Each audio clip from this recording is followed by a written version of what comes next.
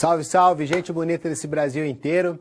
Aqui é o professor Everton Canguçu, seu amigo Tom, que está coordenando com vocês esse projeto de construir um conhecimento que seja útil, forte e muito aplicável na sua vida profissional, que é o do empreendedorismo. Nós já vamos para a terceira teleaula, veja como passa rápido, né? E nessa terceira teleaula nós vamos fazer um aprofundamento de um dos temas que é o mais relevante que existe para a nossa disciplina, que é a questão do plano de negócios. Vocês têm me ouvido falar, desde que a gente começou, na importância do plano de negócios e de como ele é fundamental para que nós possamos empreender por oportunidade. Acontece que, para que a gente chegue nesse momento, você já teve a capacidade de se aproximar de alguns outros conteúdos, tais quais as principais correntes que deram origem ao campo de estudos do empreendedorismo. Nós tivemos lá a corrente dos economistas, a dos comportamentalistas. Você viu que o Joseph Schumpeter criou um conceito chamado destruição criativa, segundo o qual cada nova tecnologia, no mínimo, perturba, mas pode chegar inclusive a destruir as tecnologias antigas. Muito bem, você também descobriu que pode ser um empreendedor dentro de uma empresa de terceiros com as características do empreendedor a serviço daquela organização em que você está inserido. E aí você vai ser o intraempreendedor, aquele funcionário insubstituível que toda empresa quer e que esse dificilmente vai perder o emprego. Você soube também que existe um tipo de empreendedor que alinha as suas atividades de trabalho com o seu sistema de valores pessoais, com a sua ética pessoal muito forte, que é o empreendedor social. Num outro momento, você também já se apropriou da ideia de que, para que uma oportunidade empreendedora se transforme num bom negócio, ela precisa ser tratada. Você gera várias ideias, seleciona aquela que tem mais potencial e aplica esta ideia de potencial à modelagem de negócios. No caso, a nossa disciplina sugeriu a modelagem Canvas, pela facilidade de utilização. O resultado da modelagem Canvas é um documento chamado Modelo de Negócios, que serve exatamente de base para que nós tratemos do plano de negócios. Este, sim, o documento fundamental para a atividade empreendedora, porque ele se presta, basicamente, para duas funções que são essenciais, e você já sabe disso. A primeira delas é captar recursos para transformar o sonho em realidade. E a segunda é criar uma ferramenta de gestão que seja aplicável tanto no momento de início do negócio quanto durante o desenvolvimento desse negócio. Você sabe que o negócio vai ter uma dinâmica no dia a dia. Então, bora lá para a gente conhecer qual a competência dos nossos trabalhos de hoje. Vamos espertar porque nós temos uma necessidade grande de passar um conteúdo extenso, denso, e eu vou procurar fazer isso da forma mais didática que eu conseguir. Então, nosso resumo é desenvolver um plano de negócios para a abertura de um negócio próprio. E aí nós vamos ter que discutir aspectos relacionados a plano operacional, plano de marketing, planejamento financeiro e plano estratégico.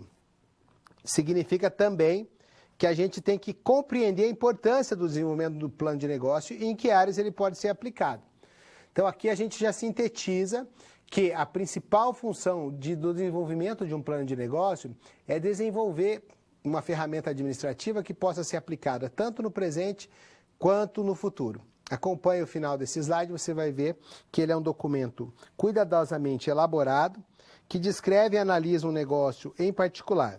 Então, uma série de informações que transmite aos nossos stakeholders, os parceiros interessados, aquele conhecimento aprofundado do negócio e, potencialmente, aos nossos investidores. Então, uma das ferramentas mais utilizadas para que a gente consiga fazer com que os investimentos cheguem é justamente a realização de um bom plano de negócios.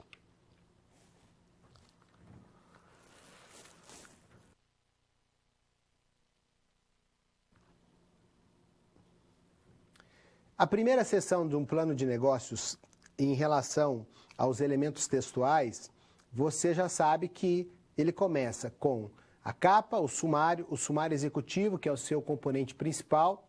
Depois há uma descrição do empreendimento e uma descrição das capacidades e das habilidades, tanto também quanto das atitudes dos empreendedores que vão dirigir o negócio. Mas há 4 seções principais que se seguem a essa descrição inicial. E a primeira delas é a seção ou plano operacional, que diz exatamente respeito à forma como você vai realizar a transformação das matérias-primas num produto que seja uma solução passível de ser levada ao mercado para que nesse mercado você consiga trocar pelos recursos do cliente. Então, toda empresa deve ser a solução criativa para uma angústia gerada por um problema que os nossos clientes não conseguem resolver sozinhos. E aí a gente vai obter sucesso no mercado. Então, vamos lá conhecer o nosso plano operacional, que é uma das seções do nosso plano de negócios. É um registro dos processos produtivos necessários para a fabricação de um produto ou de um serviço, considerando sempre os recursos que serão necessários para isso. Obviamente, um processo é um conjunto de etapas que envolve método, sistema, um jeito de transformar as coisas para se alcançar um objetivo. No caso, as entradas que vão sofrer uma transformação que resultará em saídas na forma de produtos ou serviços que satisfaçam necessidades de terceiros. E a forma de nós demonstrarmos quais serão os principais projetos do nosso negócio, da minha empresa e da sua, é exatamente elaborar um fluxograma.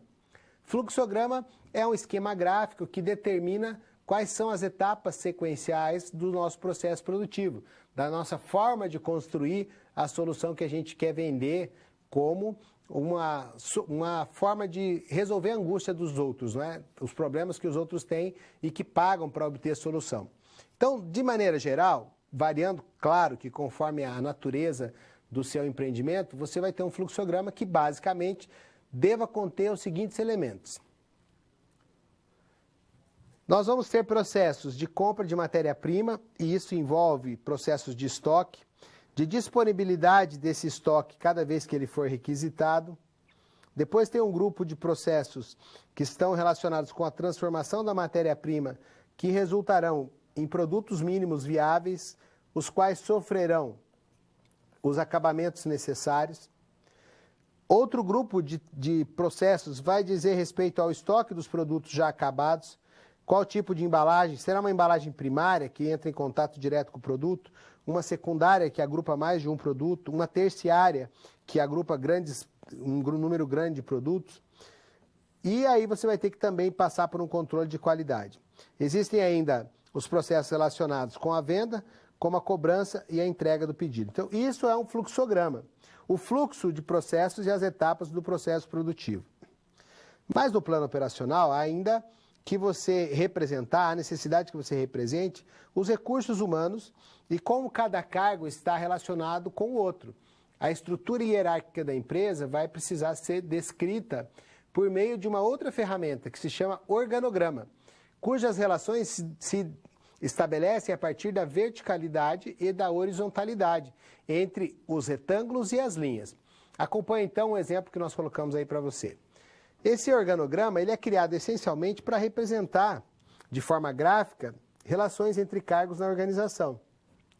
Então tem basicamente duas partes um organograma, não é? Ele tem aí as linhas e os retângulos. As que estão em posição horizontal, igual, têm o mesmo nível hierárquico e estão submetidas às linhas verticais. No caso, pode chamar a atenção sua aí, essa questão de que existe uma linha que está na horizontalidade aqui.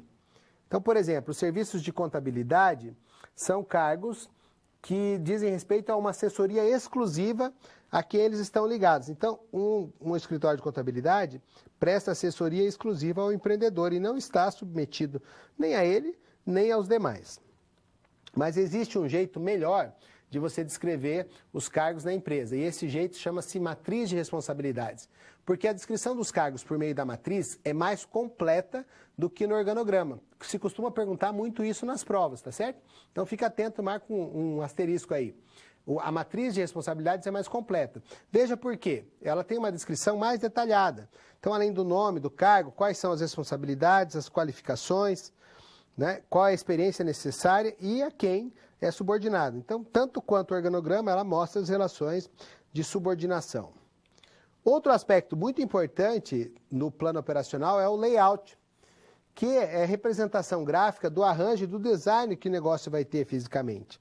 Então, como é que você vai dispor no negócio a posição relativa dos departamentos, das seções, dos escritórios. E dentro do conjunto da fábrica, se for uma fábrica, se for uma clínica, se for um consultório, uma área de trabalho, quais os equipamentos e como é que eles vão estar colocados, de maneira que você possa facilitar o armazenamento, a manufatura, o suprimento, os acessos. Então, tudo isso está relacionado. O layout, ele diz respeito a você pensar o espaço em que você vai trabalhar, de modo que o fluxo, tanto das pessoas quanto das tarefas, possa ser realizado da maneira mais eficiente possível. E aí, você entra com a criatividade. Existem, por exemplo, lojas que querem ter um layout que conduza o cliente a passar por diversos pontos de exposição antes de sair da loja. Se você for verificar em algumas lojas de imóveis, por exemplo, o layout, você entra na loja e só consegue sair se você passear pela loja inteira. Por quê? Eles querem te expor as ofertas a você. Então veja que o layout tem várias funções. O layout deve ser o mais amigável, amistoso ao cliente e o mais funcional possível. E ainda no plano de negócios, precisamos descobrir a importância, então, de ter uma área, uma atmosfera de compra. Essas fotos, vejam só que bacana. Esse é o layout de uma loja de grife. Ela coloca os seus produtos bem espaçados para que as pessoas possam sentir essa atmosfera. E nesse outro aqui, o que se destaca é que esse teto que você está vendo, na verdade, é o subsolo de um shopping. Eles pintaram e conseguiram criar uma atmosfera em um layout que faz com que as pessoas percam a noção de onde elas estão, a fim de que passem mais tempo fazendo as suas compras. Veja que coisa interessante, né? Então, as peças estão todas distribuídas ali e você nem percebe que, na verdade, você está dentro de um subsolo. Isso o layout é capaz de fazer. Um layout bem feito vai te dar uma boa possibilidade de você conduzir bem dentro da sua organização. Mas, em síntese, nós precisamos colocar os pontos principais que o plano operacional deve ter. Você deve descrever a sua estrutura, a sua tecnologia, como é que serão as operações. E aí, com aquele propósito de parceria desde o começo, eu tenho feito dos seus slides um roteiro de estudos. Com esse slide aí, você vai conseguir lembrar o que é que tem que ter no plano operacional. A infraestrutura, os equipamentos que vão ser utilizados, a tecnologia computacional ou informacional do negócio e a capacidade operacional. Vamos colocar um asterisco aqui também, que a capacidade operacional é um parâmetro para calcular quanto você consegue produzir com os processos que você estabeleceu na empresa.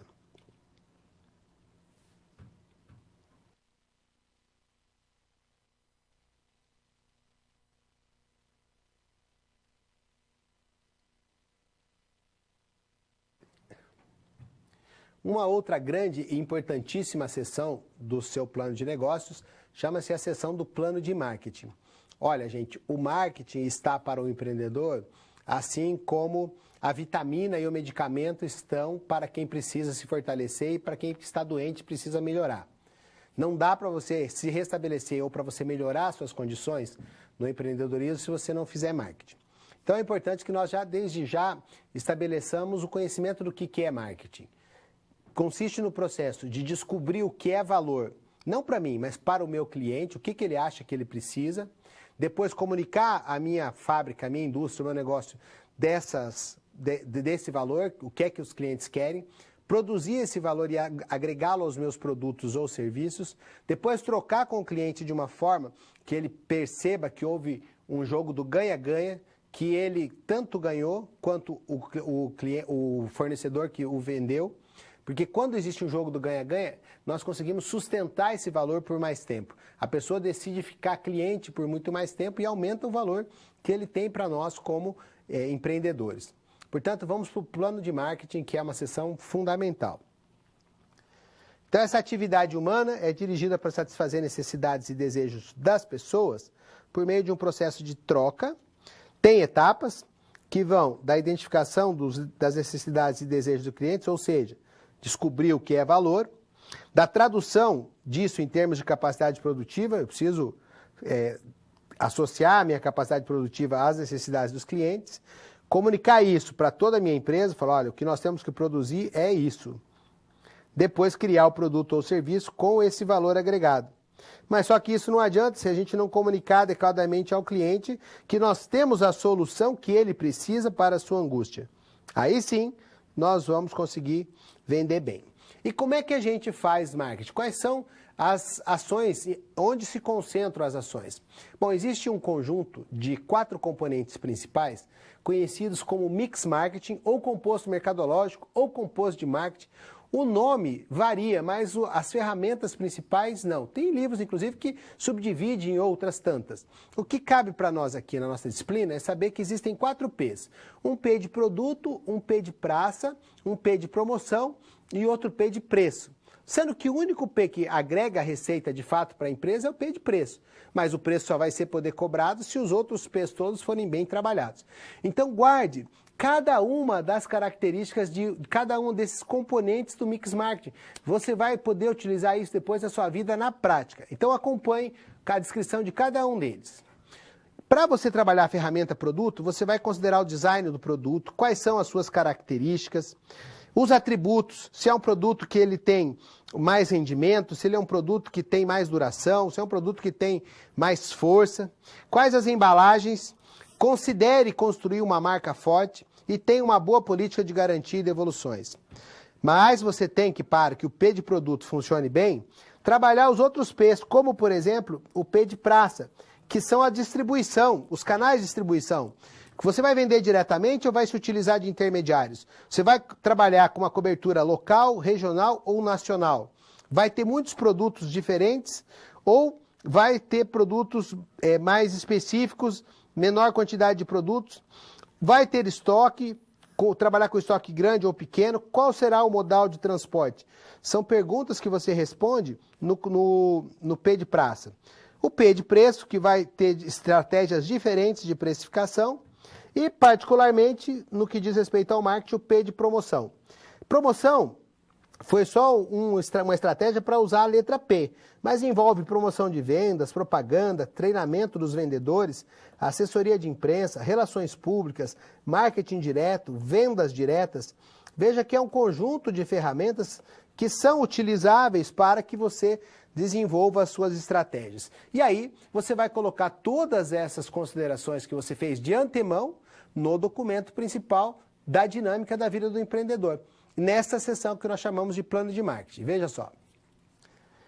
Muito bem. No plano de marketing, o empreendedor prevê também a criação e o posicionamento da sua marca, que são os fatores que servem para identificar uma empresa e um conceito dessa empresa. Que conceito ela quer passar para os seus clientes? No Brasil, quem cuida das marcas, quem faz o registro, quem vai fazer a fiscalização do uso das marcas é o INPI, o Instituto Nacional da Propriedade Industrial. E a principal função de uma marca é distinguir de um patrocinador interessado que fez aquele determinado produto, distinguir dos demais que são concorrentes e competem no mesmo mercado. Então, a principal função de uma marca, além de dar identidade, é diferenciar quem produziu aquela marca. Mas existe uma definição que você tem aí no seu slide para fundamentar os seus estudos, acompanhe, que conforme a lei brasileira é todo sinal distintivo que a pessoa possa ver, que vai identificar e distinguir produtos e serviços de outros semelhantes, mas que são fabricados por outra pessoa, tem procedência diversa. E também existem marcas que são marcas de certificação, que atestam a conformidade de determinados produtos a normas ou especificações técnicas. O importante que você saiba é que as marcas têm muitas utilidades. E a principal delas é criar valor para a sua empresa. Um valor que você pode materializar de diversas formas. E eu também coloquei aí para você estudar. Vamos lá, acompanhe. Então as marcas, olha, elas possibilitam que os consumidores, essencialmente, diferenciem de produtos semelhantes, são importantes para a comercialização, para criar uma reputação, uma imagem, podem ser licenciadas e aí quem licenciar recebe royalties, são muito utilizadas nos sistemas de acordos de franquia e são ativos comerciais de valor. Considere, por exemplo, o valor da marca Coca-Cola. É muito superior ao conjunto total de ativos físicos, de fábricas da Coca-Cola. A marca vale muito mais, porque foi muito bem trabalhado esse conceito, a marca foi muito bem trabalhada. Você assiste qualquer filme, você assiste um filme em preto e branco, de repente, numa cena, aparece uma máquina da Coca-Cola lá. Eles fazem muita propaganda de lembrança.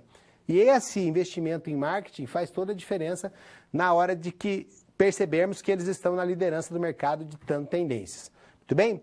Vamos prosseguir com o nosso material. Você vai entender também que quando a gente está comunicando uma marca, a gente tem vários objetivos. Os principais deles são os seguintes: conscientizar o público sobre a existência da marca, criar e manter uma imagem de qualidade, de segurança, de respeito, de marca séria, estimular que o público-alvo responda às ações mercadológicas relacionadas à marca e criar um relacionamento duradouro entre a marca e o seu público-alvo. E nesse processo existe uma ferramenta que ajuda demais, que é o slogan, que é aquela frasezinha chiclete. Por exemplo, se é Bayer é bom, não é assim aquela Brastemp. Você agora já sabe que para que sua marca fique conhecida e na lembrança das pessoas, você pode se utilizar dessa estratégia.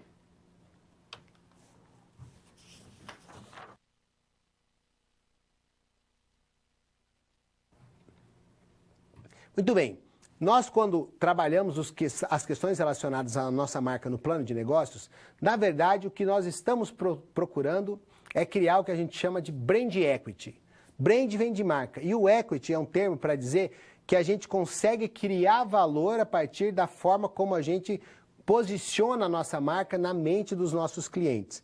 É criar um valor que é intangível, que não tem materialidade, em algo imaterial, por exemplo, a marca Coca-Cola, para que a gente consiga melhorar a nossa comunicação com os nossos clientes. Então, eu tenho um elenco de ferramentas, que nós chamamos de comunicação integrada de marketing, que se destinam a que nós obtenhamos o brand equity, que é essa conscientização da marca. E aí, nós vamos ter, no slide eu separei para você de forma gráfica, um conjunto de finalidades, que são a conscientização sobre para que nós servimos, que imagem nós vamos criar na cabeça do cliente, estimular respostas às nossas ações, às nossas promoções, criar relações duradouras para aumentar o valor do cliente ao longo do tempo. Tudo isso se constitui num valor intangível, que nós chamamos de brand equity. Para que isso aconteça, nós usamos, assim, comunicação integrada de marketing, que envolve propaganda, as promoções, eventos e experiências, relações públicas e assessoria de imprensa, equipes de vendas pessoais e mesmo podemos realizar o marketing direto. Nós temos todo esse elenco de ferramentas para desenvolver na busca de alcançar o brand equity. Entretanto, às vezes a gente confunde um pouquinho. Existem dois conceitos que são muito semelhantes, mas que afinal têm diferenças entre si, que são a publicidade e a propaganda. A principal diferença é que a publicidade pode ou não ser paga, mas ela acontece de maneira mais espontânea. Já a propaganda só acontece se for paga. Então é um tipo de apresentação não pessoal que eu pago para terceiros para realizarem uma mensagem relacionada com a minha marca. E para que isso não te atrapalhe nos seus concursos, nos exames que você vai encontrar, agora que alguns de vocês já estão saindo, concluindo a sua graduação e outros estão entrando, vocês já vão lembrar. Propaganda é diferente de publicidade. E eu vou te mostrar em que aspectos. Acompanhe. A publicidade tem o objetivo de informar sobre características de produtos ou serviços. Então, sempre está voltada para a venda. Sempre tem objetivo comercial. Uma propaganda não necessariamente, ela pode ser de conscientização. Mas a definição de propaganda, veja só, ela sempre é paga. Ela é não pessoal, é promocional. Vai promover as ideias, bens ou serviços e tem sempre uma marca envolvida. Por quê? Porque os anúncios são uma maneira bem lucrativa de transmitir essas mensagens. Quer seja para desenvolver uma preferência de marca, quer seja para instruir as pessoas. É a diferença, uma delas, em relação à publicidade. Tem um quadro aqui que eu deixei para você. Você vai se debruçar sobre esse quadro mais tarde. É só uma ajuda nos seus estudos. De maneira geral, você vai ver que a propaganda, ela pode ser... a propaganda é sempre paga, ela é sempre planejada e é uma decisão da organização. Já a publicidade é uma decisão da mídia. A viralização, por exemplo, quando acontece pela internet a viralização de um determinado assunto, de um determinado termo, de uma música, por exemplo, como a Caneta Azul, já pensou, gente, aquilo virar um sucesso que virou? Então, aquilo é publicidade, é diferente de propaganda. Depois você vai estudar isso com bastante detalhe. Tão importante quanto você conhecer essa definição é você entender que quando você construir uma mensagem, criar uma assinatura de campanha, ou seja, que você tenha uma intenção com aquela campanha publicitária a fim de promover seus produtos ou serviços, que são a solução criativa para uma angústia gerada por um problema que o cliente não resolve sozinho, você vai precisar conhecer as vantagens e desvantagens de cada tipo de mídia. Isso é um problema e uma questão que você vai se aprofundar nos seus estudos de marketing. Porém, é importante para o empreendedorismo que você saiba distinguir quais são as mídias tradicionais e quais são aquelas mídias que são alternativas. E até uns outros tipos de mídia que acontecem aí que a gente às vezes não dá muita importância, mas que elas estão funcionando bem. Então as mídias tradicionais, você vai ver, são a televisão, rádio, os jornais, algumas revistas. Cada uma delas tem uma determinada abrangência, um grau de seletividade de público e tem uma forma de você conseguir fazer com um custo maior ou menor. Então, mas essa não é a característica principal, mas acompanhe. Eu já vou apontar qual é a característica principal dessas mídias, de diferenciação. Então, mídias tradicionais, como televisão, rádio, revistas e jornais, são meios de comunicação de direção única. Você manda a mensagem e aí o cliente vai recebê-la e vai tomar suas decisões. Já as mídias alternativas, que estão relacionadas com a internet, e todo o seu conjunto de novas mídias que surgiram após o desenvolvimento das tecnologias da informação e comunicação, como as diferentes redes sociais, são meios de comunicação bilateral. Aí você e eu precisamos tomar cuidado. Sabe por quê? Porque o nosso cliente é produtor de conteúdo. Eu, em relação a vocês são produtores de conteúdo. Se vocês elogiam, isso se repercute. Se vocês criticam, isso também repercute. Então, nós não temos uma via de comunicação unilateral. Nós temos uma via de comunicação bilateral. E com os clientes também são assim. Uma boa repercussão do nosso produto na solução dos problemas dos nossos clientes vai acarretar, por exemplo, uma publicação numa rede social que pode, inclusive, alavancar novos negócios. Ou o contrário. Quando nós falharmos nas nossas tentativas de suprir as necessidades e resolver os problemas dos clientes, e eles colocarem uma crítica, isso vai se multiplicar e pode afetar o nosso desempenho comercial. Então, note que existem diferenças. As mídias alternativas, essas mídias, novas mídias, são mídias que são bilaterais. A gente tem que tomar muito cuidado e estar muito atento com o nosso procedimento. E ainda outros tipos de mídia que a gente não está tão acostumado. Mas eu separei para você porque elas estão funcionando bem, gente. São as mídias que acontecem em saquinhos de pão, por exemplo, em papéis descartáveis de restaurantes e de lanchonetes. O bus door, já esteve dirigindo, passando ou mesmo a pé na cidade, nas ruas e viu propagandas nas portas e janelas de ônibus. E as bike doors, que são bicicletas que puxam cartazes. Bike door funciona bem também. Mas hoje em dia a gente encontra propagandas, inclusive nas portas e paredes de banheiro, nas televisões de restaurantes e academias. Eu particularmente gosto muito dessas aqui. Na minha região aqui, nós estamos transmitindo de Londrina, um mês de propaganda em mídia indoor, que é essa mídia que se faz em televisões de restaurantes e academia, custa algo em torno de R$2.000. Porém, as inserções costumam ser de 15 segundos. E o número de inserções num mês chega a mais de 1.000. Portanto, é uma mídia que acaba sendo compensadora. Nada obstante, nós temos que entender que no plano de marketing o empreendedor deve se atentar às mídias e às formas que ele deve utilizá-la. Ele vai colocar aquilo ali e vai cuidar também dos orçamentos que ele vai poder utilizar para fazer com que essas mídias deem retorno. Só vale a pena investir em marketing se o retorno for maior do que o valor que você investiu. E essa é a síntese que ainda está nesse último slide. Acompanhe só. Então você tem que considerar o tamanho do negócio, o público-alvo e acompanhar os seus investimentos. Tem uma estratégia chamada marketing de guerrilha, em que você critica nas suas propagandas as deficiências dos concorrentes. Isso também pode ser utilizado.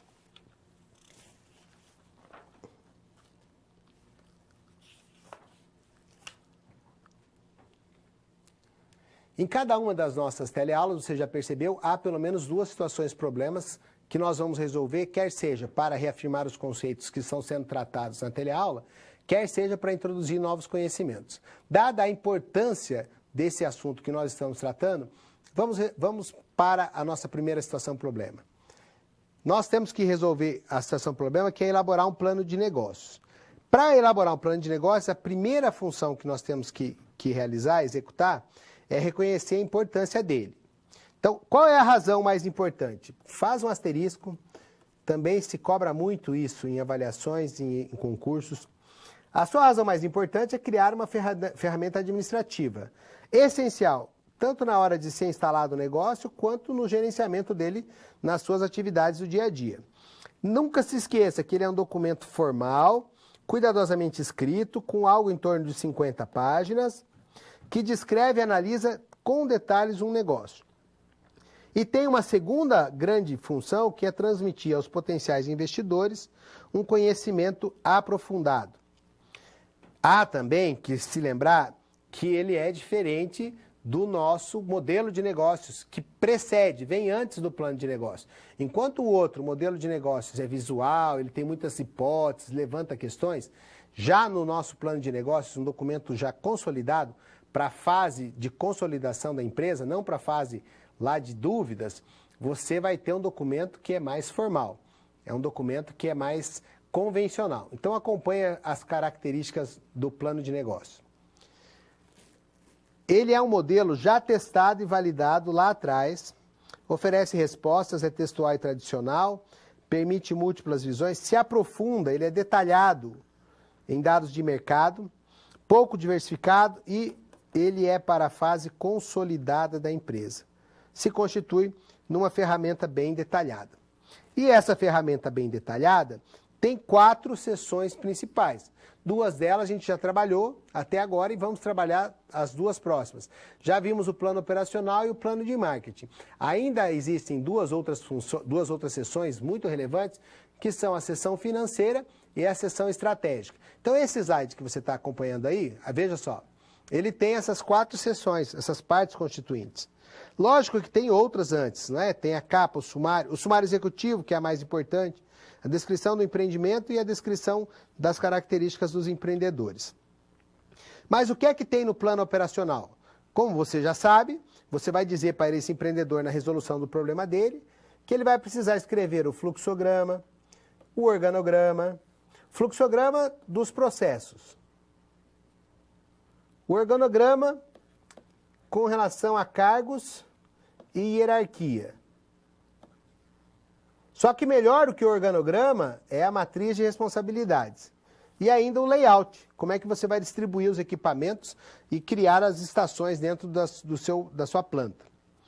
Além disso, existe uma seção chamada plano de marketing, que vai se constituir dos seus processos, das suas estratégias, o conceito da sua marca, aquela frase curta que vai ficar na cabeça dos clientes, os 4 P's que são o composto mercadológico e quais serão as estratégias que você vai utilizar na sua comunicação integrada de marketing.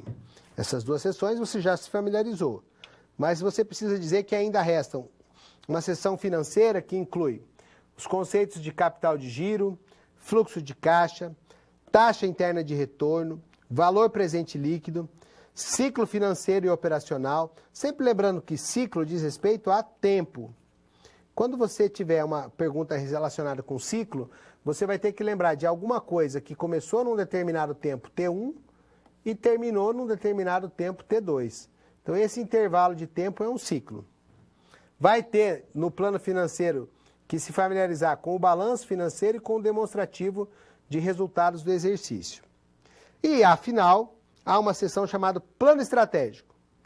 Então, você vai dizer para o empreendedor que nessa seção ele vai dizer como ele pretende captar os recursos necessários para que o seu empreendimento venha a se tornar realidade. E que formas vai utilizar? Ele vai utilizar um investidor anjo, que é uma pessoa física, vai utilizar o capital semente, que é uma empresa, uma pessoa jurídica,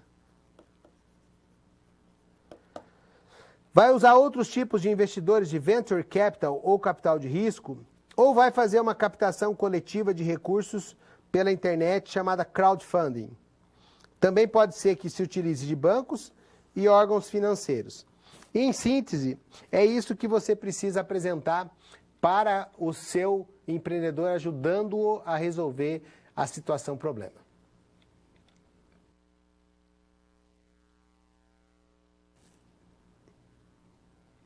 Bom, eu passei para vocês, eu te falei já sobre a importância do marketing. Disse que o marketing era tanto a vitamina quanto o medicamento para que um empreendimento dê certo.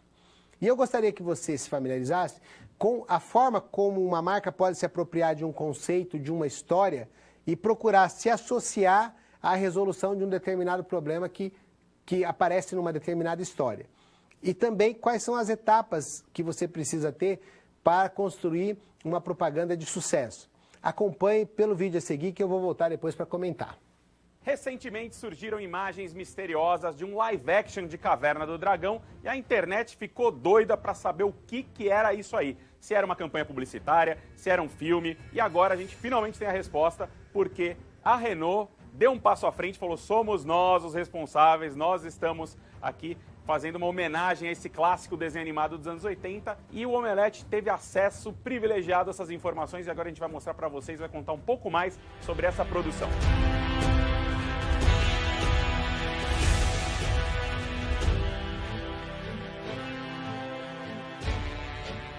O Renault Kwid foi lançado em 2017 com uma campanha muito forte, junto com Marvel Studios e o incrível Hulk.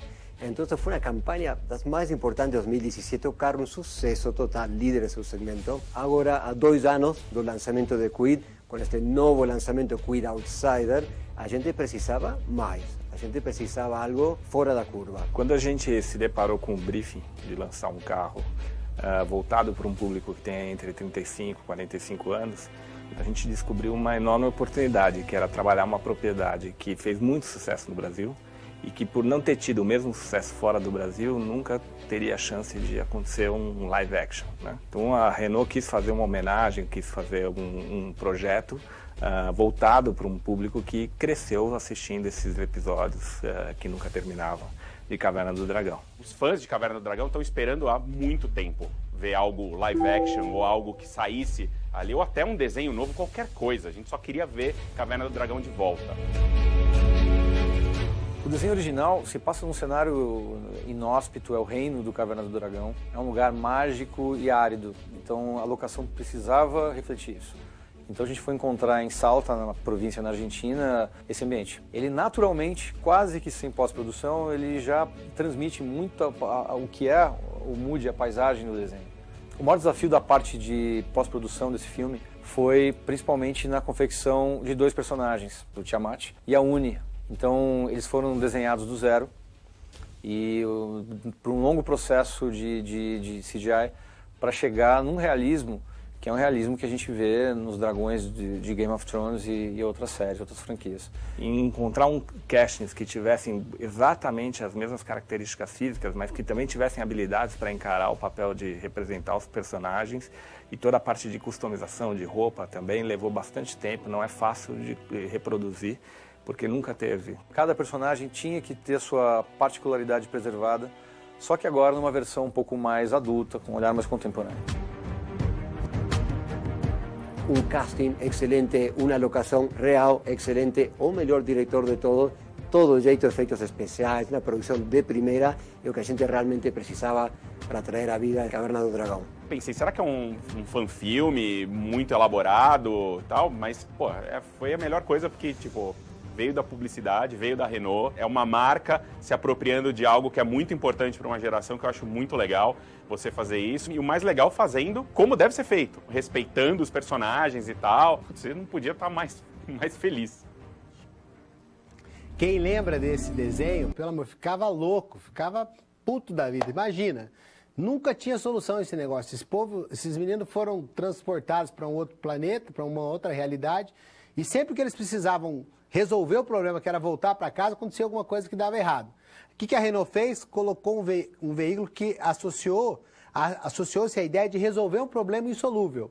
E também se apropriou desse carinho que as pessoas tinham por essa franquia. Todo mundo tinha esse interesse. Você viu que o site que publicou esses comentários, ele já é publicidade, é repercussão espontânea, sem pagar. As pessoas que gostavam e curtiam essa série, não deve ser da idade do tempo da maioria de vocês, as pessoas cuidaram de repercutir. É isso que a gente chama de uma campanha de marketing muito bem feita.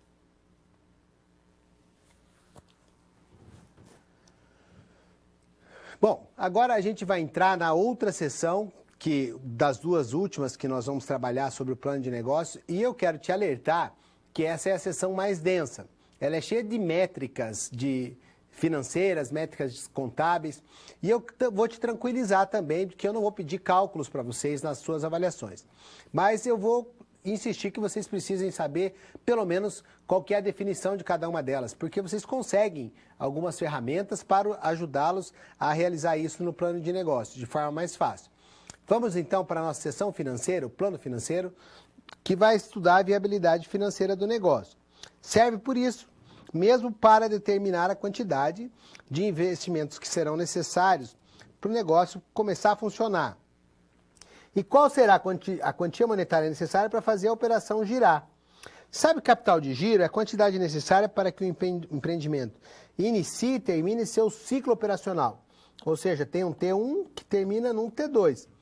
Então, vamos pensar um pouquinho. Quando você tem as atividades de comprar matérias-primas, aí é o seu T1. E depois você vai produzir, vai estocar, vai entregar para distribuidores, os caras vão passar para os vendedores, a força de vendas vai ao mercado, o cliente, a loja que vai comprar o seu produto vai pedir prazo. E somente quando você finalizar a venda é que você vai ter o T2. Nesse período todo você precisa de dinheiro para fazer a empresa funcionar, não é isso? Até que você comece a receber, a empresa não vai ter custos, não vai ter que pagar funcionário, pagar aluguel, pagar as matérias-primas. Então, esse valor, a gente pode dizer assim, uma síntese, uma metáfora para você nunca mais esquecer o que é o capital de giro. Se a empresa é o carro, o capital de giro é a gasolina ou o álcool, o combustível que você utiliza para funcionar, beleza? Então, não esquece mais esse conceito. Vamos para o próximo. Então, o capital de giro, ele vai servir para que você faça frente ao seu ciclo operacional. Então, o ciclo operacional é o intervalo de tempo gasto na execução das atividades. Isso é para não confundir com eventos financeiros, que daí vai ser ciclo financeiro. Então, as atividades que começam na compra da matéria-prima e terminam no recebimento das vendas são o ciclo operacional. Lógico que nesse intervalo tem estocar matéria-prima, produtos acabados, o estoque dos produtos acabados e a venda. Então, o ciclo operacional está relacionado com atividades. E ciclo financeiro é um intervalo de tempo entre os eventos financeiros do ciclo operacional. Então, o T1 dele é o pagamento aos fornecedores. E o T2, que termina o ciclo, é o recebimento das vendas. Por que é importante diferenciar? Porque eles podem não coincidir. Você pode iniciar o seu ciclo operacional comprando, mas o pagamento das matérias-primas você vai fazer com 30, com 40, com 50 dias. Então, o T1 do ciclo operacional começou na atividade de compra, mas o T1 do ciclo financeiro começou quando você pagou. E pode haver um gap. Normalmente há um gap, um intervalo aí, tá certo? Não caia nessa armadilha. Ciclo operacional e ciclo financeiro podem e quase sempre são diferentes. O operacional diz respeito às atividades e o financeiro diz respeito aos eventos financeiros que envolvem esse intervalo de tempo. As outras métricas que você precisa conhecer, métricas financeiras, são o fluxo de caixa, valor presente líquido. O fluxo de caixa e o valor presente líquido são muito importantes. O fluxo de caixa é uma ferramenta que projeta para períodos futuros quanto que vai entrar e vai sair de recursos financeiros. Então, para você ter uma estimativa de como é que vai ser o seu saldo. Vai mostrar o saldo de caixa para aquele período que você estudou. Pode ser anual, quinquenal, né? Você vai ter uma previsão para saber como é que você vai poder gastar. Já o valor presente líquido, ou VPL, calcula o valor atual de uma série de fluxos de caixa, descontando o quanto você teria que pagar para adiantar, por exemplo. Então, ele desconta uma taxa de remuneração de capital que normalmente é maior do que a poupança. Então, ele vai calcular o valor atual de recursos que você só receberia no futuro. E eu vou pedir agora um corte para a nossa câmera de documentos porque tem outras duas métricas que nós temos que nos lembrar. Vamos lá. Eu vou pedir isso, olha aí, ó. Apresentando para você. Não está no seu material, deixa eu explicar por que você está vendo isso. Não está no seu material, eu não coloquei questões a respeito, mas eu vi no banco de questões que o programa vai selecionar que essas outras duas informações podem ser cobradas. Então é importante que você também se familiarize com elas e anote para você estudar todas no seu livro didático. Voltando aí para a nossa câmera de documentos, estou me referindo a TIR, que é uma fórmula matemático-financeira utilizada para calcular justamente aquela taxa de desconto lá que nós vamos utilizar no VPL. Então, as palavras, essa taxa serviria para um fluxo de caixa ser igualar a zero o VPL. É a taxa de retorno do investimento em questão. Então é importante saber esses conceitos. E o ROI visa avaliar o retorno produzido por tudo aquilo que o empreendedor colocou no negócio. Então você soma os resultados anuais do fluxo de caixa, divide por tudo que o empreendedor investiu para chegar nesses resultados e vai ver se compensa ou não. Essas métricas, de fato, precisam ser conhecidas. Tanto quanto, voltando para os nossos slides, o balanço patrimonial. Balanço patrimonial reflete a situação patrimonial da empresa num determinado momento. E ele tem três constituintes principais. Os ativos do lado esquerdo, é uma convenção, colocar o ativo do lado esquerdo, e passivo e patrimônio líquido do lado direito. Você precisa saber o que significa cada um deles. Então, o que são os ativos? Os ativos são os bens da empresa. Dinheiro em caixa, depósitos bancários, estoque, imóveis, máquina, o equipamento, direitos que o empresário tenha para receber de terceiros. É o contrário do passivo. O passivo já são as obrigações.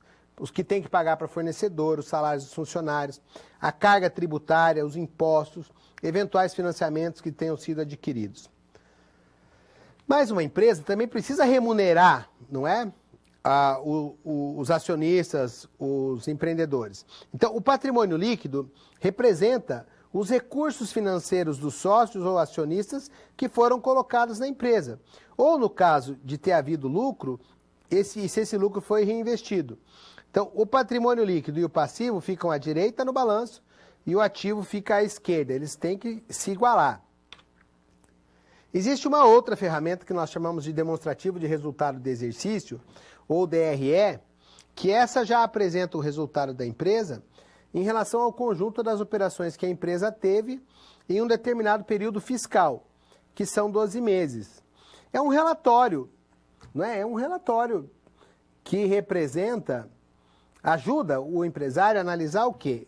O desempenho financeiro da empresa. Por conta de ele apresentar resultados brutos aos quais são deduzidos, são feitas as deduções. E depois ele vai chegar a um resultado líquido. Então, o documento contábil tem como principal objetivo a formação de um resultado líquido, final, já descontado o que foi gasto com as operações. Não se esqueça que você ainda precisa aí montar o seu plano financeiro, levantando necessidade de equipamentos, atribuindo valores financeiros para os investimentos, fazendo a previsão dessas métricas de capital de giro, prever o volume de vendas, todas as métricas às quais você foi apresentado, para saber se o investimento vai trazer um bom retorno, se ele é viável. Não se esqueça. E tem que cuidar ao elaborar o plano financeiro do seu negócio. Eu coloquei um elenco aí de preocupações, mas a principal delas que eu vou destacar para você é exatamente não misturar suas finanças empresariais com as finanças pessoais. Se você fizer isso, aí você vai ter dificuldade em obter e saber se o resultado está de fato vindo ou não. Tudo bem? Então vamos prosseguir.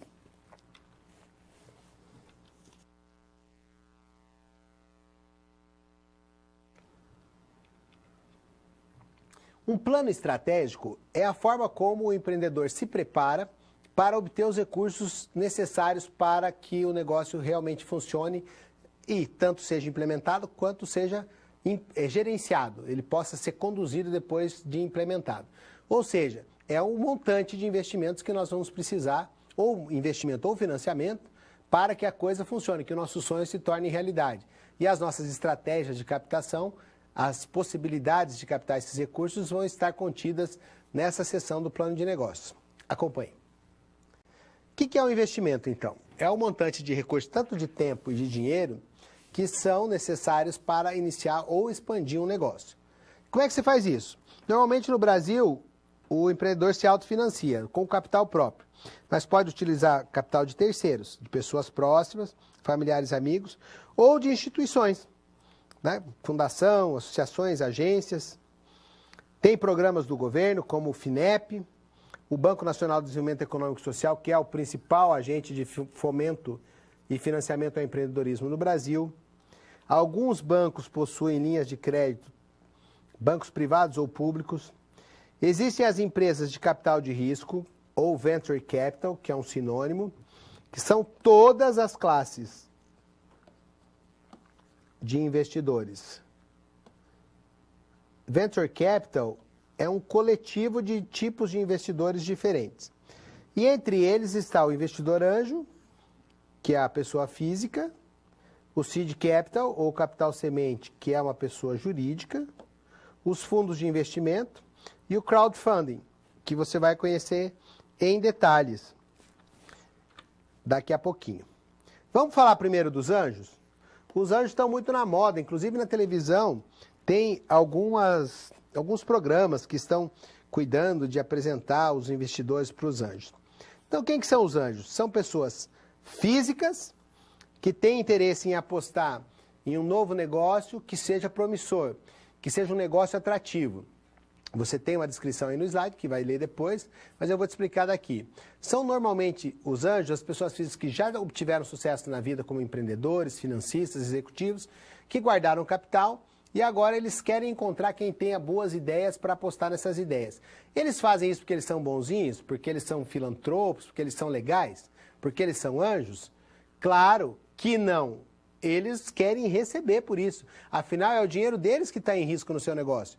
Então, eles querem uma remuneração que é relativamente alta. Mas eles agregam ao seu negócio a experiência que eles têm, os conselhos. Eles não participam diretamente da administração do negócio. Então, isso é uma coisa que você precisa entender. Mas eles podem ser bons conselheiros. Por quê? Porque eles têm uma rede de relacionamento muito boa, eles têm um networking muito extenso. Então, essas são as características do investidor anjo. Vamos adiante? O que tem que fazer para chamar a atenção de um anjo?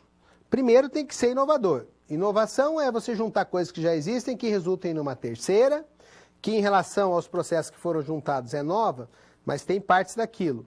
É uma solução de um jeito mais eficiente de fazer as coisas.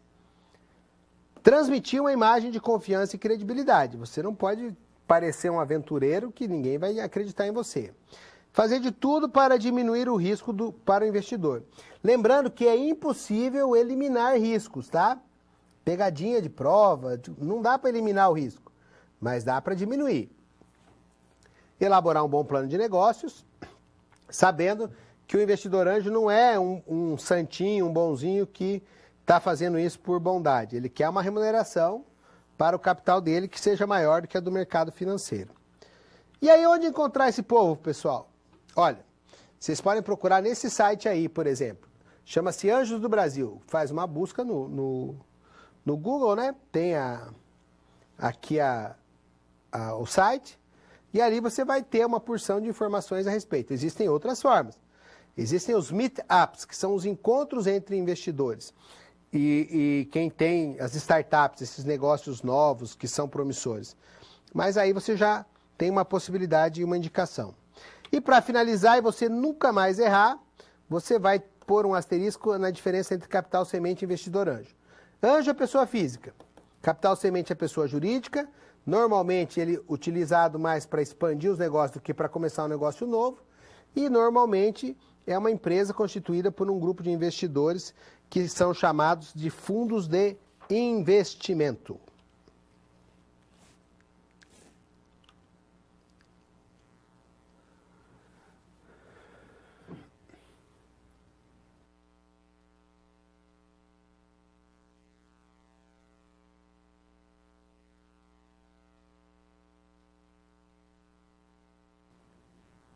você vem se familiarizando ao longo da disciplina com alguns termos em inglês.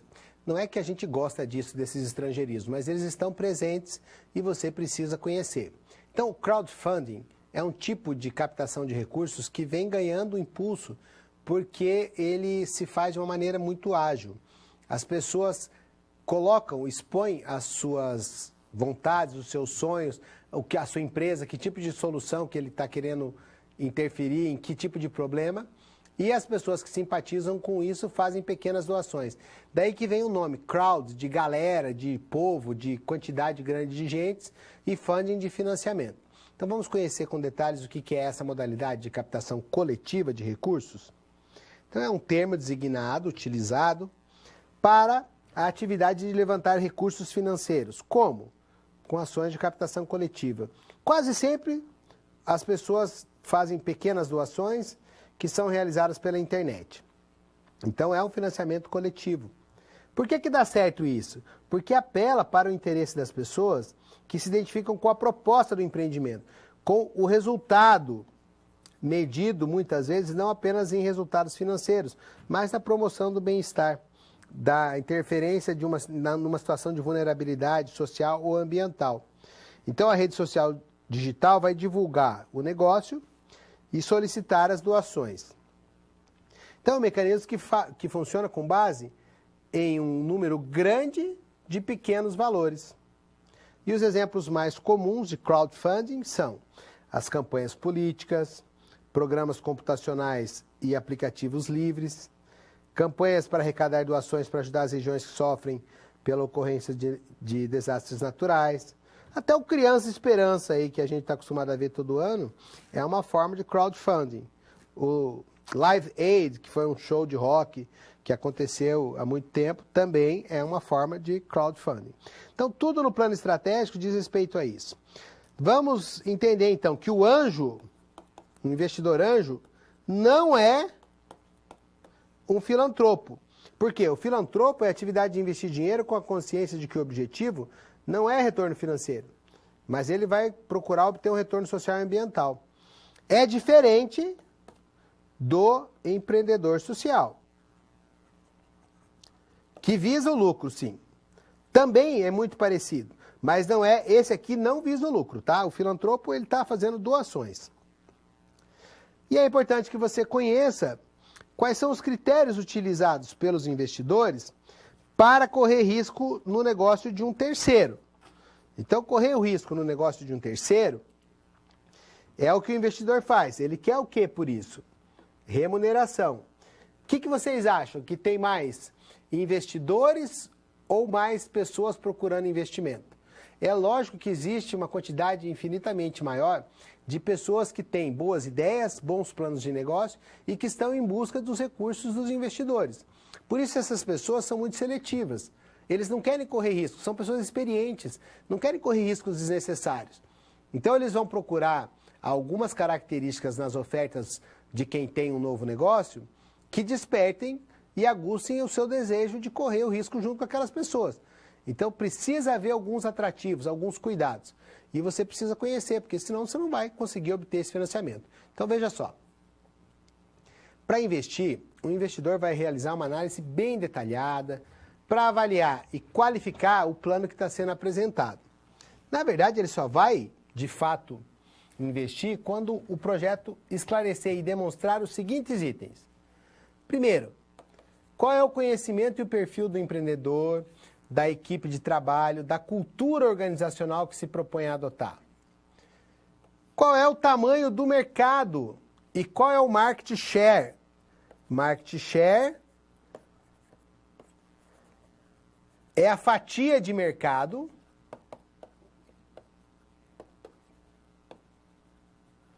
que o empreendedor pretende abocanhar com o seu negócio. Mais do que isso, em quanto tempo esse negócio vai conseguir obter esse market share, essa participação? Quais são os aspectos positivos, né, o que tem de potencial, e quais são os riscos? Isso aqui vai ser posto numa balança e o lado que pesar mais vai determinar se o investidor investe mesmo ou não. E principalmente ele vai considerar qual é o diferencial competitivo que fará com que os consumidores escolham os produtos ou serviços oferecidos que vão garantir o market share ou a participação no mercado. Você sabe que diferencial competitivo é obtido com inovação e diferenciação no negócio. Não tem outra possibilidade. Então, eles vão considerar também os recursos que vão ser necessários, a viabilidade do empreendimento, aquelas métricas que você viu na sessão anterior, todos os riscos associados ao negócio, as oportunidades de saída, caso eles queiram pular fora do barco e se a coisa não estiver andando bem. Então, note, investidores não são pessoas inexperientes, eles são pessoas experientes e exigentes. Mas com as orientações que você está recebendo, você vai estar apto a convencê-los a investir na sua ideia.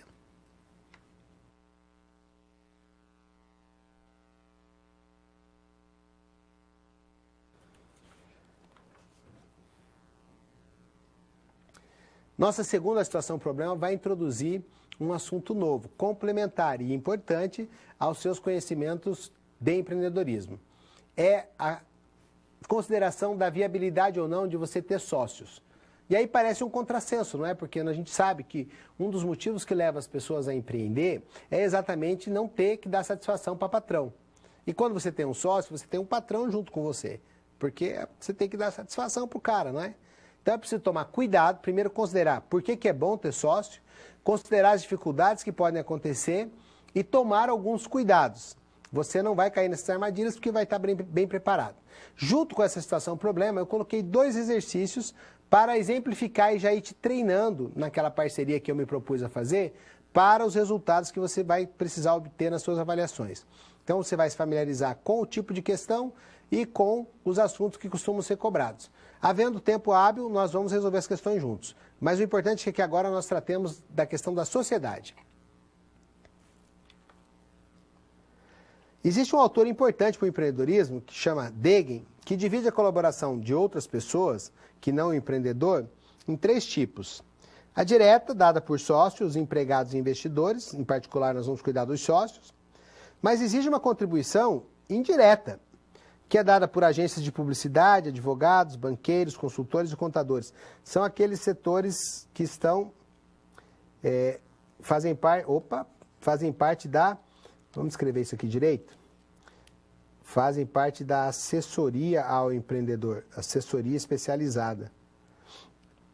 E existe ainda a colaboração esporádica que a gente pode ter de amigos, clientes, fornecedores e até mesmo dos concorrentes, quando a gente consegue obter informação dos concorrentes.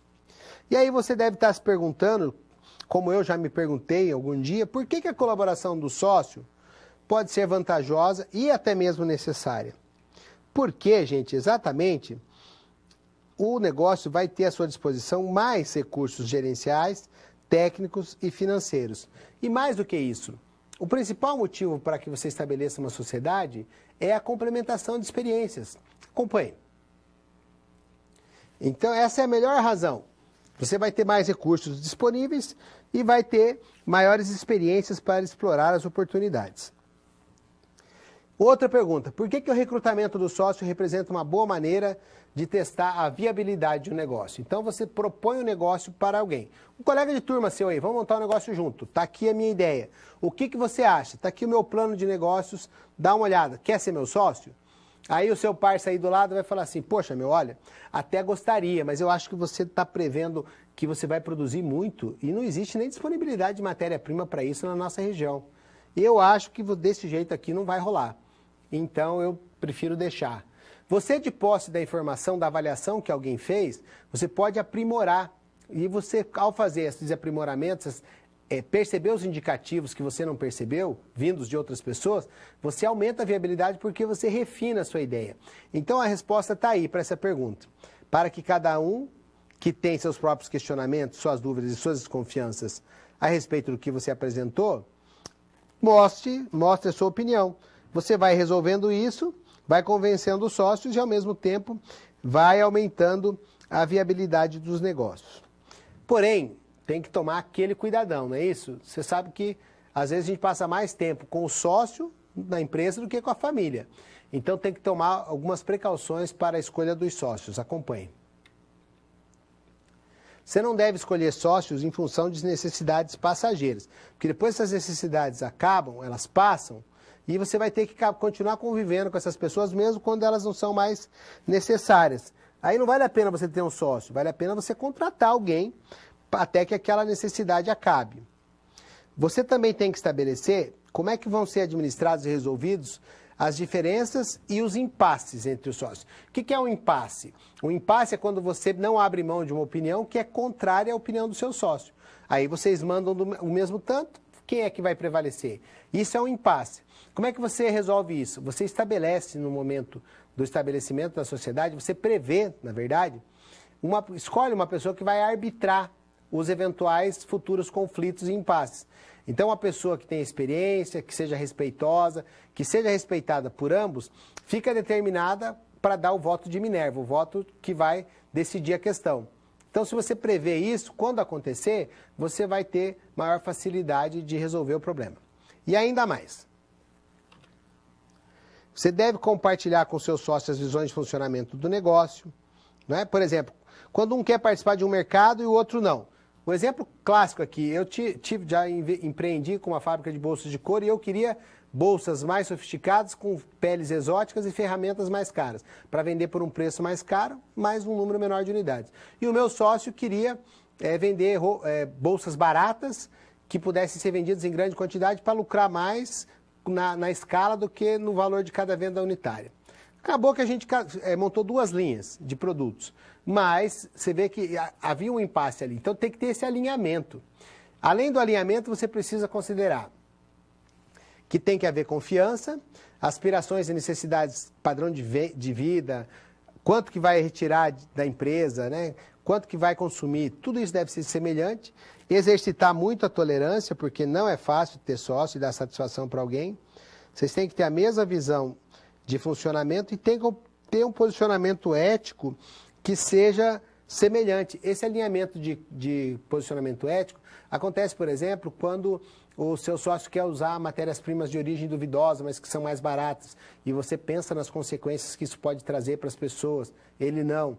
Ou quando um dos sócios quer, por exemplo, sonegar imposto e o outro tem uma postura mais legalista. Então essas coisas todas precisam estar bem alinhadinhas e aí você vai ter um sócio que vai complementar as experiências e disponibilizar melhores recursos para o seu negócio. Finalmente, né? Embora seja um pouco constrangedor, você tem que pensar em como é que a sociedade vai acabar. Então, no entusiasmo de começar a sociedade, você não pode esquecer de ser realista e prever as condições de saída de um sócio. Por exemplo, vai ser calculado o valor da empresa de que forma quando alguém sair? Qual será a parte de cada um? Fazendo isso, não tem problema em ter sócio, tá certo? Vamos para a nossa resolução de questões? Muito bem, a resolução de questão, as questões no nosso sistema são sempre assim. Há um texto base, depois um comando e as respostas que você pode fazer. Então acompanhe um dos exemplos bem práticos aí. Primeira questão, uma das etapas do processo empreendedor é obter recursos. No Brasil, embora os empreendedores se autofinanciem, tem algumas formas de captação de investimentos. Aí vem o comando, né? Escolha a alternativa que contém o termo utilizado para descrever, olha a chave para responder a questão. Todas as classes de investidores, tá certo? Que vão correr o risco para financiar um empreendimento e tal. Bom, se são todas as classes, não pode ser uma classe em particular, nem essa, que você sabe que uma é pessoa física e outra é pessoa jurídica. Market share, você sabe que é fatia de mercado, então é um distrator. Não está aí para você assinalar. E share of mind? Share of mind é fatia de lembrança. É o quanto você é lembrado pelo cliente quando tratam do mercado que você está trabalhando. Você já sabia que venture capital, ou capital de risco, envolve essa classe toda. E um outro exemplo rapidinho. Normalmente no Brasil os empreendedores se autofinanciam, mas tem várias formas de captação de recursos. Qual delas descreve? É um termo utilizado para designar a atividade de levantar recursos financeiros, ações de captação coletiva, olha a chave para a resposta, de caráter filantrópico, via internet.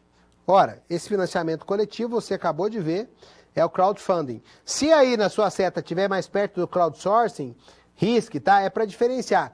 Crowdsourcing é desenvolvimento coletivo. Tem alguns softwares que são abertos e as pessoas vão dando contribuições. O financiamento coletivo é o crowdfunding.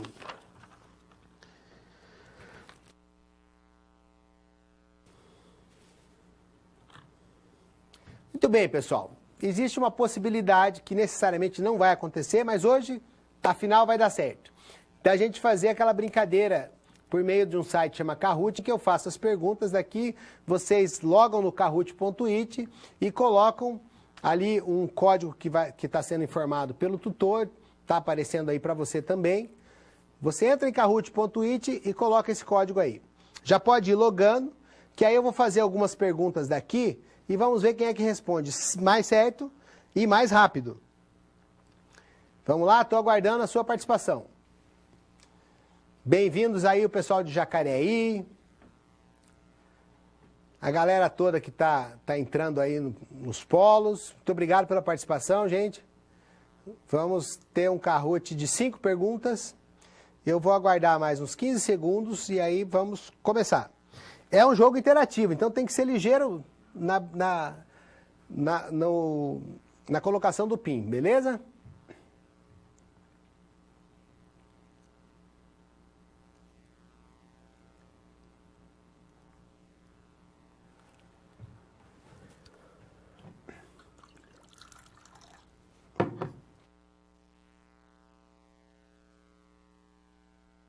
Começar o nosso Kahoot, galera.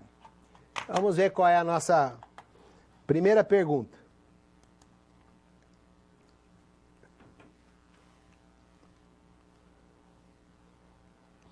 Assinale a alternativa que é um mito sobre o empreendedor, ou seja, que não é verdade.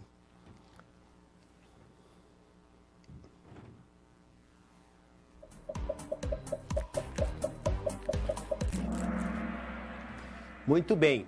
Aí uma parte substancial acertou, é que o mito, o que não é verdade, que o empreendedor nasce pronto. Eu até dei uma dica sem querer, estava a única alternativa que estava com a letra maiúscula para começar. É vacilo meu, mas alguns de vocês não pegaram. Veja, o empreendedor não nasce pronto. Ele pode, sim, nascer com algumas habilidades, mas os comportamentos empreendedores foram estudados justamente para serem desenvolvidos, para que as pessoas fossem treinadas neles. Vamos ver como é que se saíram aí na primeira pergunta? Muito bem. BH, opa, a Maíra está na frente, parabéns. Vamos ver se mantém a liderança. Segunda pergunta, qual é o elemento do mix marketing que trata de... São aqueles 4 P's, né? Um deles. Trata da cobertura, se é regional, se é local, se é nacional, se vai ter intermediário, onde vai ser a localização, se vai haver estoque, transporte. Opa, tivemos aí, é a praça, né, gente? Produtos são os atributos, os diferenciais. Preço, as estratégias de precificação. Promoção, as estratégias de marketing. Então, é a praça. Vamos ver como é que ficou a classificação? Pessoal de Minas liderando aí. Paraupeba. Parabéns, Paraupeba. Bora lá ver a terceira questão. Qual é o tipo de atividade preferida pelos empreendedores iniciais brasileiros? Ou seja, a área que os empreendedores iniciais mais escolhem para começar a realizar os seus sonhos. Aí sim, acertaram, é o comércio varejista. No Brasil, a gente tem um perfil de buscar um negócio que exija menor investimento inicial e possa ter uma característica de informalidade. E desses setores que você viu aí, o principal e o mais utilizado é de fato o setor varejista. Muito bem, mandaram bem.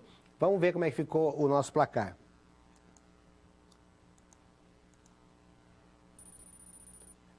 Paraupeba mantendo a liderança, muito bom. Quarta questão. É um conceito novo, tá? Vamos ver se vocês sabem. Qual é o tipo de capital que se caracteriza por gerar conhecimento, inovar, transformar o conhecimento em riqueza?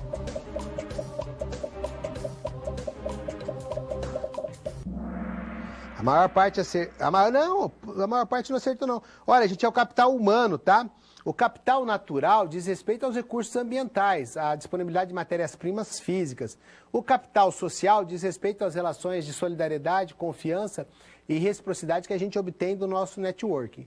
Capital empresarial são os investimentos que são feitos no negócio. É o capital humano que faz com que o nosso intelecto transforme o nosso conhecimento numa solução criativa que vai gerar dinheiro.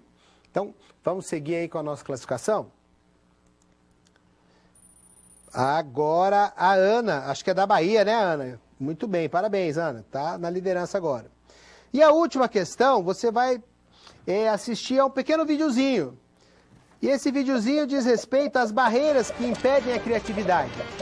Qual dessas 4 opções aí corresponde a uma barreira que possa ser sugerida por esse filme? Eu acho muito massa esse filme, muito legalzinho.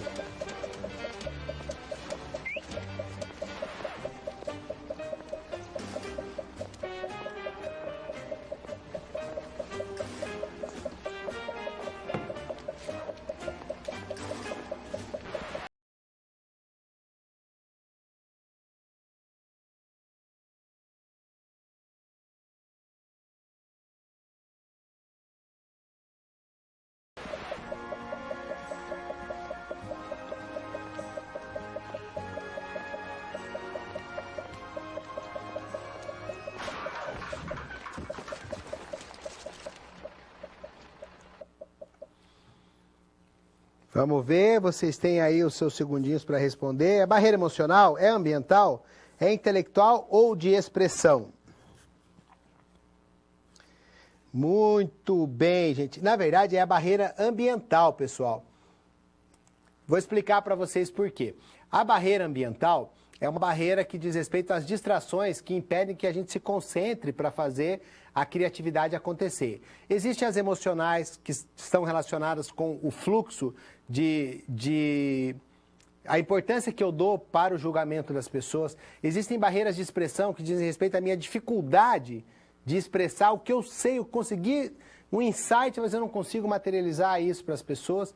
E existem as barreiras intelectuais, que são aquelas pessoas que precisam desenvolver, ainda não foram treinadas nas suas capacidades de criatividade. Então, a distração, não prestar atenção e a falta de concentração dizem respeito a um tipo de barreira que impede a criatividade, que chama barreira ambiental. Mas que é um filminho legal, não é? Então vamos ver quem é que venceu o nosso Kahoot?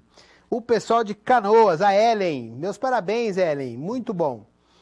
Gente, então nós chegamos aí a esse momento em que nós vamos buscar a síntese da nossa teleaula. Tá certo? A nossa teleaula, depois da nossa interação, vamos fazer uma síntese dessa nossa teleaula. Nesse momento, você vai se relembrar que nós tratamos de discutir aqui hoje, na terceira teleaula, qual é a importância de se conhecer algumas seções do plano de negócio. Você sabe que existe uma seção que diz respeito à parte operacional, em que nós vamos considerar os processos que são necessários para que a nossa solução aconteça. Então vamos descrever esses processos e suas principais etapas por meio de um fluxograma, que nós temos para descrever as relações que existem entre os cargos e a hierarquia entre eles, que pode ser realizado por meio do organograma e do fluxograma. Reconhecemos a importância no plano operacional do layout, que é a disposição física que nós vamos realizar para que os processos aconteçam da melhor maneira possível. Você sabe que, como nós já destacamos também, existe aquilo que é a vitamina e que é o remédio para a nossa empresa funcionar bem, que é o marketing. O processo de descobrir o que é valor para o cliente, agregar esse valor aos nossos produtos e serviços, depois ir ao mercado para ofertar esses valores e fazer com que o cliente perceba que foi um jogo de ganha-ganha, que a gente ganhou, mas ele também ganhou, para sustentar esse valor ao longo do tempo. Para isso eu tenho um conjunto de ferramentas que se chama Mix Marketing, que são os 4 P's. Preço, produto, praça e promoção. Cada um deles tem características que precisam ser conhecidas e trabalhadas. Como? Por meio da comunicação integrada de marketing. E o objetivo disso? Criar o brand equity, aumentar o valor intangível da nossa marca, a fim de que nós estabeleçamos boas relações com os nossos clientes. Mas a terceira sessão a gente percebeu que é uma sessão financeira. Aí nós vamos estudar a viabilidade. Será que esse negócio vai dar retorno? Qual vai ser o fluxo de caixa que ele vai gerar? Qual é a necessidade de capital de giro? E também falamos que a metáfora utilizada para capital de giro é o combustível para o carro funcionar entre os ciclos operacional e o ciclo financeiro também, que podem não coincidir. Tem um T1 e um T2. No ciclo operacional, vamos estar falando aos eventos, às atividades relacionados à compra de matéria-prima e recebimento, atividades de recebimento de vendas. E no ciclo financeiro, os pagamentos que acontecem para as matérias-primas e o recebimento das vendas.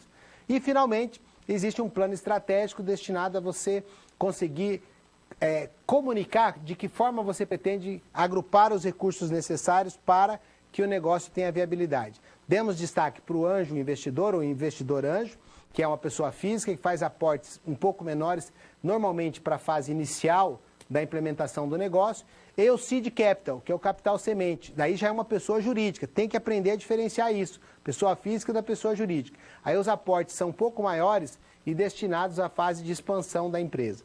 Também falamos do crowdfunding, que é a captação coletiva de pequenas quantias por meio da filantropia utilizando a internet. Ufa! Quanta coisa, não é? Gente, eu nesse momento quero aproveitar o tempo para agradecer demais essa interação que vocês tiveram no Kahoot. Tivemos aí centenas de pessoas participando. E desejar que Deus nos dê saúde, força, foco e fé para que a gente se encontre na nossa próxima teleaula para concluir os nossos estudos a respeito do empreendedorismo. Um forte abraço e até lá!